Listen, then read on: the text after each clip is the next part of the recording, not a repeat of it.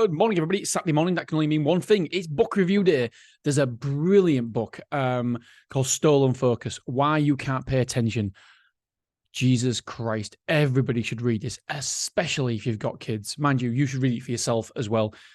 My mentor, Dan Bradbury, told me about it. He said, one of the best books I've read this summer is Stolen Focus. And I was like, okay, you say it's good. I'm in. Whatever you say, I'm in. And I can't lie, it's great, but it's scary. It really, really is scary. It's triggered me to want to cancel Facebook.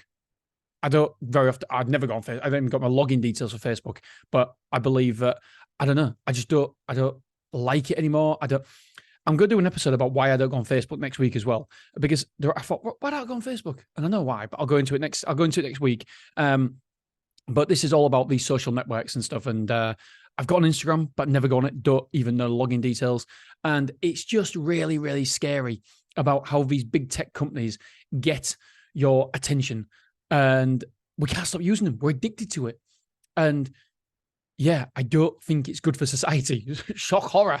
And this goes into all the details, all the bases and the rights and the wrongs, what social media does. But not only social media, it goes into other apps as well.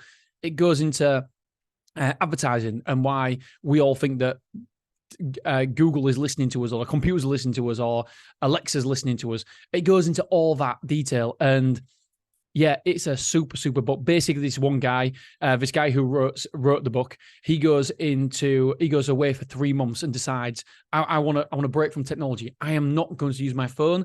I'm not going to take my phone. I'm not going to take my laptop. And he goes to this secluded place. I don't know where, I can't remember where it was.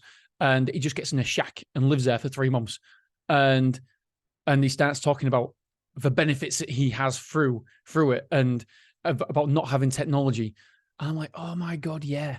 I mean, I'm one of the people who I hate answering the phone. Not because I don't like talking to people or anything like that. It's just because it sounds stupid, but I believe that if you're ringing me, you're dictating my day, and I might be doing something. And to get my focus back on something that I was doing, then I look at my time as very, very valuable. And so somebody's ringing me, unless it suits me at that point to answer the phone, I won't answer the phone unless it's my wife, my mum, or my dad. And now Zach, because he's got a mobile phone, my 9-year-old. And yeah, then I'll ring back as and when the time suits me. Also with texts, etc. If you got my telephone number, you know how hard I am to get hold of, because most of the time my phone is on airplane mode or do not disturb, and I love it. I love it because I feel like I don't know. I just don't like to be always on the grid, and so I don't think I'm as bad as most for social networks. However, one social network that has got me by the balls, literally by the balls, is TikTok. I fucking love it. I love it. I can spend hours on. I could spend hours on there. I can spend half an hour. Before I know it, half an hour's gone. I'm like, oh, fucking hell, I really enjoyed that, but what did I do? It's not productive. And so, yeah, it goes into all these about how you spend your time, etc., and how much the technology has us by the conads. And so we've got to be very, very careful. So I would recommend this book to anybody.